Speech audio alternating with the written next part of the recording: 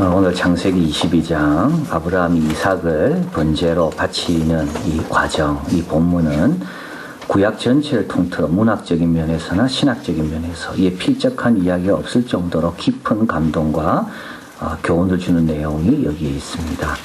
이스라엘 제사 가운데 가장 기본적인 제사는 번제입니다. 아침 저녁으로 2번씩 매일 드렸는데요. 이 번제, 이 수양을 드리는 이 번제가 어디서 왔는가? 바로 오늘 이 본문에서 비롯됐다라는 겁니다.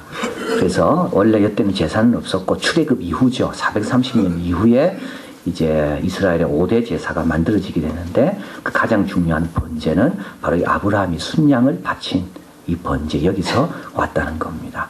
초태생 처음 난 것은 다 하나님의 것이라. 이제 이런 하나님의 규례도 어디서 왔는가 하면 하나님께서 이삭을 나에게 바쳐라. 이제 거기에서 또 왔습니다.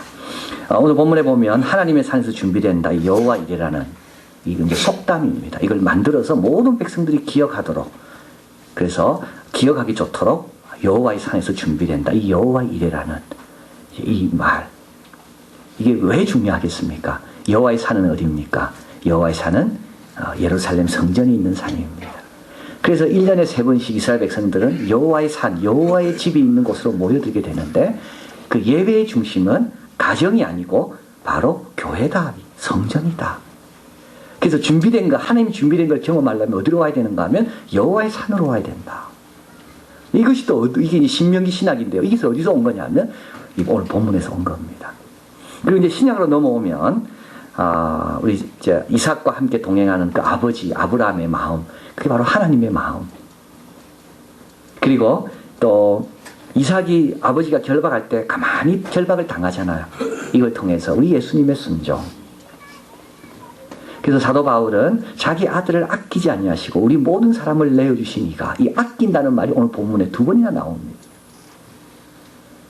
그래서 오늘 이 본문은 신약에 있어서, 구약에 있어서 모든 신앙생활의 기본이 되는, 기초가 되는 것이 오늘 본문에서 다 끄집어낼 수가 있고 또 나왔다. 그 말은 뭐냐면 오늘 본문만큼 아브라함이 힘들고 괴로웠다는 그런 경험이 없었는데요. 그만큼 갈등이 깊고 고민이 많으면 많을수록 그 결과로 인하는 교훈과 영향력은 그만큼 크다는 겁니다. 그 얕은 물가에 있어가지고는 절대 남에게 영향을 미칠 수 있는 그런 체험과 교훈을 얻을 수 없다는 말입니다. 고난과 갈등의 깊이가 깊을수록 그 결실은 더 위대해지고 더 크다. 그것을 우리에게 말씀하고 있습니다. 아브라함은 믿음의 조상이라 그랬습니다. 조상이 되려면 본토 친척 아비 집을 떠나야 된다 그랬습니다. 그래서 가나안에서 이제 아브라함은 믿음의 조상의 길들을 또 그 모습을 배워가고 연단받아 가는데 이제 오늘 본문은 맨 마지막 연단입니다. 제일 힘든 겁니다. 오늘 본문 이렇게 이야기하죠. 하나님께서 아브라함을 시험하시려고. 아브라함은 이게 시험인지 몰랐어요. 여러분 꼭 기억하십시오. 오늘 당하는 이 어려움은 나는 모릅니다. 이게 어떤 시험인지. 아브라함은 몰라요. 그러나 독자는 알아요. 이게 시험이라는 걸. 참 중요한 말이죠. 나에게 이런 어려움이 왜 왔을까? 이유 없이 왜 왔을까? 아닙니다. 하나님의 계획이 있는 겁니다. 시험하시려고. 하나님 뭘 시험하실까요? 아브라함이 힘이 얼마나 센지, 얼마나 똑똑한지, 얼마나 능력이 많고 지혜가 많은지 시험하실까요? 아닙니다. 하나님은 아브라함에게 시험하는 게 있습니다. 제대로 믿음이 있는지, 어디까지 너는 믿느냐? 어디까지 너는 순종하냐? 네가 아끼는 거 나를 위해서 어디까지 내놓을 수 있냐? 하나님께서 아브라함에게 말씀합니다. 네 사랑하는 독자 이삭을 데리고 내가 지시한 산으로 가서 번제로 바쳐라. 여러분 이 단어 하나하나 보십시오. 네가 사랑하는 독자 이삭, 내가 지시하는 산으로 가서 번제로 바쳐라. 하나도 무겁습니다. 단어 하나하나마다 굉장히 무겁습니다. 사랑하는 독자 바치라죠. 사랑하는 사람 바치라 그래요. 내가 아끼는 것, 내가 좋아하는 것, 내가 싫어하는 게 아닙니다. 내가 관심 없는 게 아니라 내가 그동안 애지중지 갖고 왔던 것. 여러분 하나님은요 우리를 시험하실 때 쉬운 문제 절대 안 냅니다. 많은 사람 착각해요. 하나님의 문제가 얼마나 예리하고 정확한지. 그래서 피해버리죠. 그걸 정면 대결해가지고는, 정면으로 맞서가지고는 내가 남을 게 하나도 없으니까 사람은 피해버립니다. 아브라함 피할 수 있는 거죠. 못 들은 척하고. 그러나 이거 제대로 감당하려면 너무 무거운 겁니다.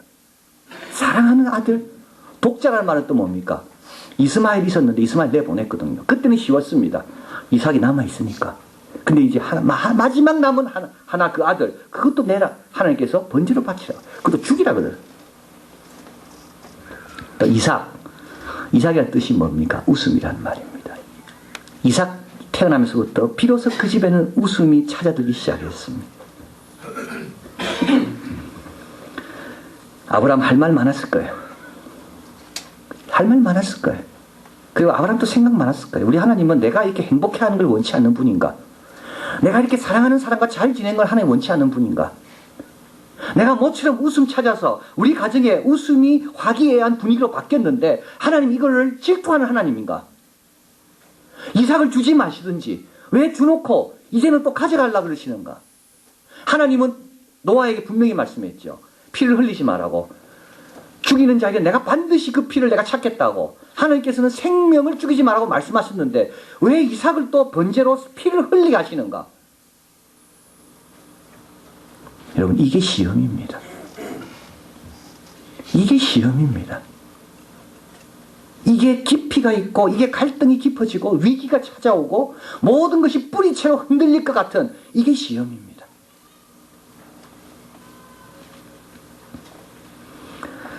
오늘 본문에 아브라함은 말이 없습니다. 3절에 가보겠습니다. 3절 같이 있습니다.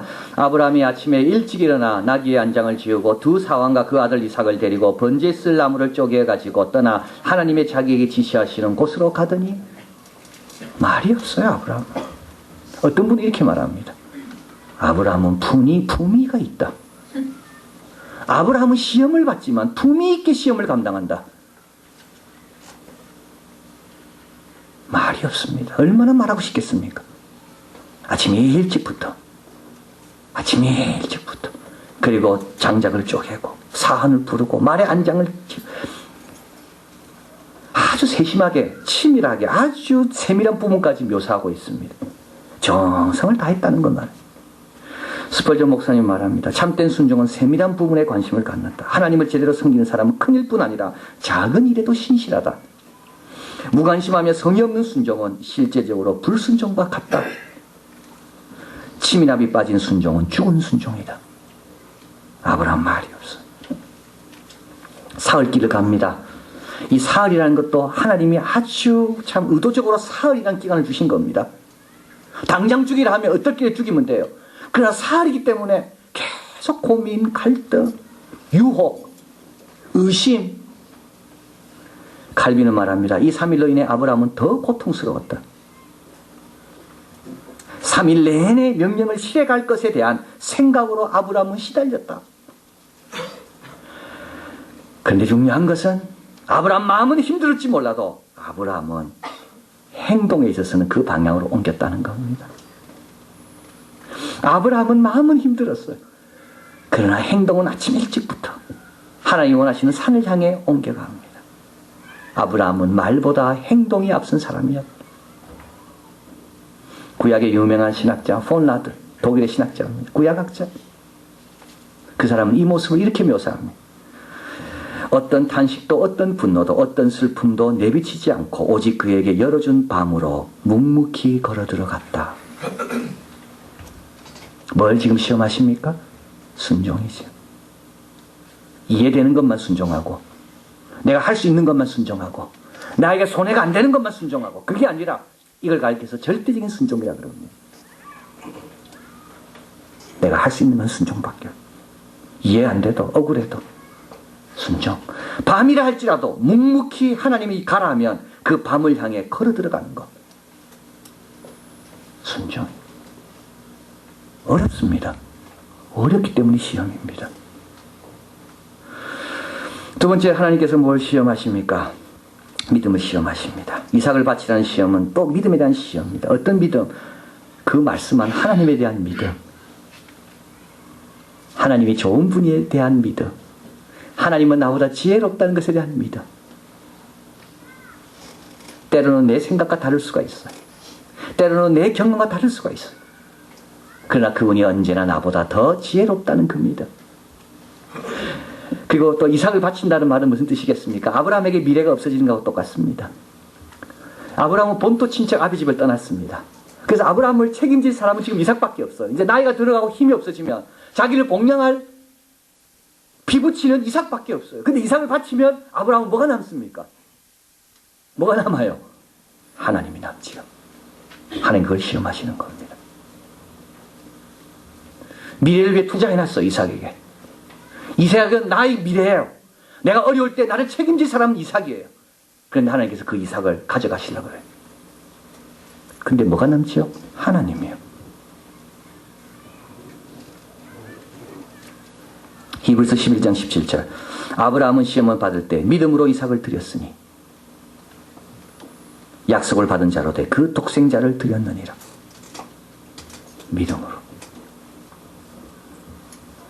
이사야 55장 8절. 내 생각은 너희 생각과 다르며 내 길은 너희 길과 달라서 하늘과 땅이 높음 같이 내 길은 너희 길과 너보다 높으며 내 생각은 너희 생각보다 높다.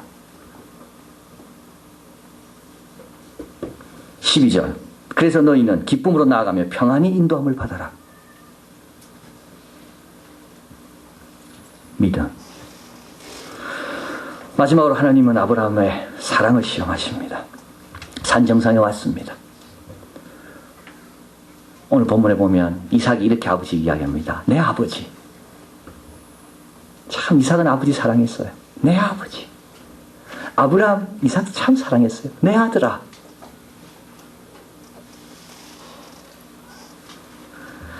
풀과 나무는 있는데 아버지 번제할 어린 양이 없네요. 내 아들아. 번제할 양은 하나님이 준비하신다. 그리고 이삭을 묵습니다. 이 결박이 참 중요합니다.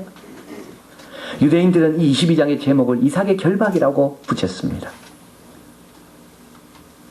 결박. 그 사랑하는 아들을 결박해. 이삭은 얼마나 착한지. 아버지가 하는 일은 반항하지 않아요. 그 아버지, 그 아들이. 이삭은 아무 말 없이 결박당합니다. 이때 이삭은 10대, 어떤 학자는 30대. 그러나 분명한 것은 아브라함은 노년입니다. 이삭이 힘으로 아버지 저항할 수 있어요. 근데 아버지는 이런 착한 아들을 결박시키는 거. 오늘 본문 한번 가볼까요?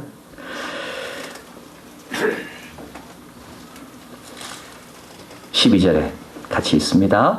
사자가 가라사대 그 아이에게 내 손을 대지 말라. 아무 일도 그에게 하지 말라. 내가 내 아들 내 독자라도 내게 아끼지 아니하였으니 내가 이제야 내가 하나님이 경외한 줄을 아노라. 예, 여러분 16절 가봅니다. 가라사대 여호와께서 이르시기를 내가 나를 가리켜 맹세하노니 내가 이같이 행하여 내 아들 내 독자를 뭐 했다고요?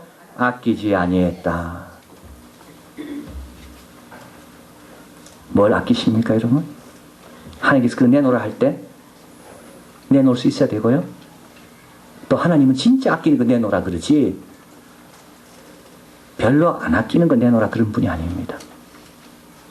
이번에 저 천안함이죠 해서 많이 죽었잖아요. 우리 아이들이요. 우리 자녀들이죠 다. 그 엄마들 통구한 거 보니까 엄마들이 연세들이 그렇게 많지 않더라고요. 다 우리 또래예요. 우리 또래. 근데 여러분 우리가 기억해야 될 게 있습니다. 나라 지키려면 목숨 바쳐야 됩니다. 소방관이 불을 끌려면 목숨을 바쳐야 됩니다. 경찰이 치안을 유지하려면 목숨 바쳐야 됩니다. 목숨 바치지 않고 나라 지키는 경우는 없습니다. 슬프고 안타깝고 조심하면 될 건데 점검 잘했으면 될 건데 물론 맞습니다. 그러나 군인은 죽음을 각오하는 게 군인입니다. 근데 우리는 자꾸 잊어버려요 그거를. 누군가 죽었기 때문에 이 나라가 지금까지 안전하게 있는 겁니다. 그 사람이 죽으면 헛된 게 아닌 이유는 오늘 우리가 누리는 안전이 있기 때문에 헛된 게 아닙니다. 우리 하나님께서 아까운 거 내놓으라 그래요.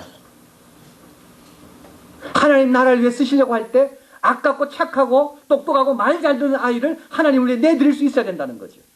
그래서 하나님께서 아까워하지 않구나. 네 독자라도 아까워하지 않구나. 그리고 하나님 뭐라 말씀합니까? 이제 내가 하나님 경외하는 줄 알았다. 이 말은요 전에 몰랐다는 게 아닙니다. 이 말은 뭡니까? 이제 너는 진실로 하나님 경외하는 자가 되었다는 말입니다. 여기에 시험의 목적이 있습니다. 시험의 목적은요, 이삭 바치는 게, 이삭 안 바치잖아요. 이삭 안 바칩니다. 순양을 대신 바치죠. 시험의 목적은 뭡니까? 아브라함을 그 믿음의 조상의 그 충성 절대 헌신의 단계까지 끌어올리는 것이 시험의 목적입니다. 그래서 오늘 본문에 보면 하나님께서 아브라함을 시험하시려고 하는데, 이 시험한다는 뜻은 다른 학자들은 이렇게 말합니다. 하나님께서 아브라함을 높이시려고. 여러분, 우리가 높아지는 길은, 우리가 깊어지는 길은 다른 길은 없습니다. 시험을 제대로 잘 감당하는 길밖에 없습니다. 사흘을 가라하면 묵묵하게 가는 길밖에 없어요. 말도 안 되는 거지만 참고 기다리라 하면 묵묵하게 기다리는 수밖에 없어요. 사흘 지나면 나는 어떻게 되어 있나요? 하나님이 원하시고 기뻐하시는 절대 순종의 사람으로 내가 되어 있는 겁니다. 오늘 본문에 가보면 참 너무 은혜스러운 구절이 나옵니다. 여기 쭉 가보면요, 17절 같이 있습니다. 내가 내게 큰 복을 주고 내 시로 크게 성하여 하늘의 별과 같고 바닷가의 모래 같게 하리니 내 시가 그 대적의 문을 얻으리라. 18절 또 내 시로 말미암아 천하 만민이 복을 얻으리니 이는 내가 나의 말을 준행하였음이라 하셨다 하니라. 여러분, 여기 이제부터 12장의 축복과 다릅니다. 12장에는 아브라함을 하나님께서 크게 하신다는 뜻입니다. 그러나 22장에 와서는 아브라함뿐만 아니라 어떻게 돼요? 내 시로 하늘의 별과 같고 바다의 모래 같고, 그 다음에 18절에 내 시로 말미암아 천하 만민이 복을 얻으리라. 이 시는 누굽니까? 이 시는 누굽니까? 지금 바벨론 포로에 가 있는 사람들입니다. 바벨론 포로들이 이 구절을 대했을 때 아마 울었을 거예요. 왜냐하면 조상 잘 만났기 때문에. 포로로 끌려와도 우리는 복의 근원이구나. 조상 잘 만났기 때문에, 아브라함에게 이 약속을 했기 때문에 그 약속이 우리, 그 신 우리에게 아직까지 유효하구나. 우리는 천하 만민이 복받을 그런 복의 열쇠를 갖고 있는 게 우리구나. 우리는 바벨론 포로에 있다 할지라도 바벨론 사람들의 복이 우리에게 달려있는 그런 특별한 민족이구나. 이게 어떻게 됐나요? 어떻게 여기까지 왔습니까? 말도 안 되는 시험, 품위 있게 믿음으로 끝까지 그 길을 갔기 때문에 그 씨들이 포로 생활하면서도 여전히 그 아브라함의 헌신의 열매를 누리고 있는 겁니다. 여러분, 너무 쉽게 생각하지 마십시오. 우리 예수 믿는 사람들이요, 너무 쉽게 생각합니다. 자기만 압니다. 당장만 생각합니다.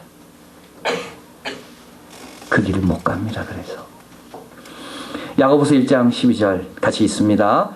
내 형제들아, 너희가 여러 가지 시험을 만나거든 온전히 기쁘게 여기라. 이 시험은 어떤 때라고요? 나를 높이시려고 주신 기회다. 이제 이 시험을 통하여 내 시까지 복을 받을 수 있는 기회가 나에게 주어졌다.